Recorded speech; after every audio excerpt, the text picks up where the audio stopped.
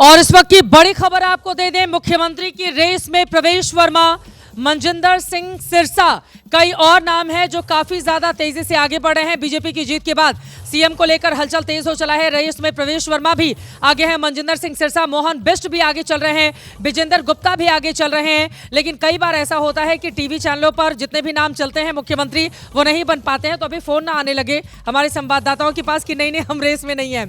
ये बड़ा दिलचस्प है। बीजेपी की जो पॉलिटिक्स बीते 10 सालों से हम देख आ रहे हैं, जिसका नाम चलता है, हालांकि कई बार कुछ नामों पर मुहर भी लग जाती है। देवेंद्र फडणवीस महाराष्ट्र में बने हैं, तो कई ऐसे नाम भी है। लेकिन फिलहाल बड़ी खबर यह है, क्या मुख्यमंत्री प्रवेश वर्मा बनेंगे? उनके कार्यकर्ताओं की ओर से मांग की जा रही है। प्रवेश वर्मा ने नई दिल्ली सीट से चुनकर अरविंद केजरीवाल को हराया है, इस वजह से मुख्यमंत्री तो उनको ही बनना चाहिए।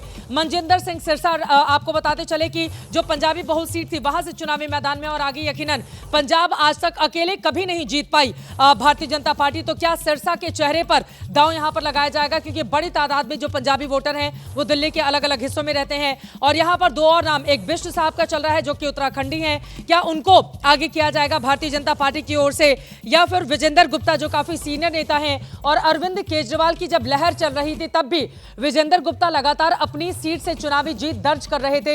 तो क्या विजेंद्र गुप्ता, हालांकि इस पूरे चुनाव में अगर हम देखें तो वो फिलहाल थोड़े पीछे ही रहे, अपनी सीट पर ही पूरा फोकस उनकी ओर से रखा गया।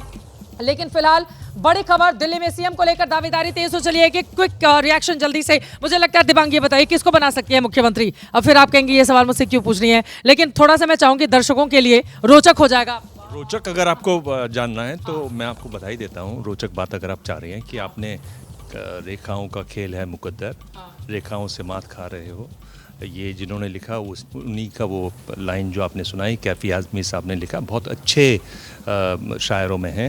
मुझे बड़ा अच्छा लगा जब आपने उनकी लाइन सुनाई।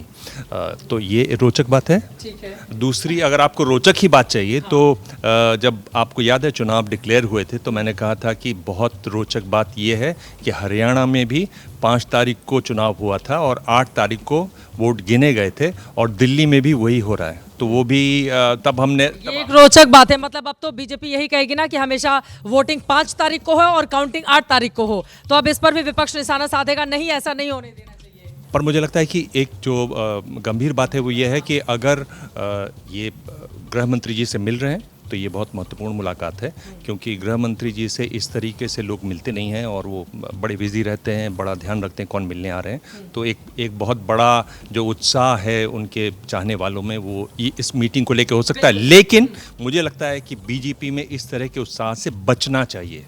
ठीक है नीरज, लेकिन एक और बात हमने देखा था, प्रधानमंत्री नरेंद्र मोदी के बजाय अरविंद केजरीवाल ने सीधे गृह मंत्री पर निशाना साधा था, और उनके जिस तरह के पोस्टर्स जारी किए जाते थे, जिस तरह का तंज उनके ऊपर कसा जाता था, यकीनन गृह मंत्री आज प्रवेश वर्मा की पीठ थपथपाएंगे, उनको गले लगकर बधाइयां भी देंगे।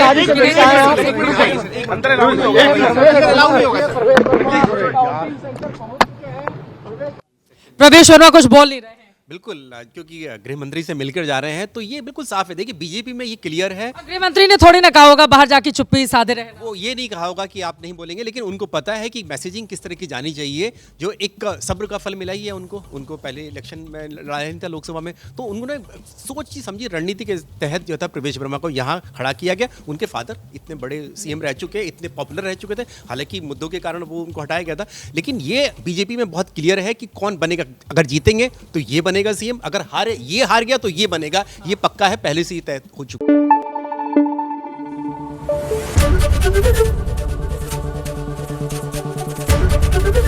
एबीपी न्यूज आपको रखे आगे।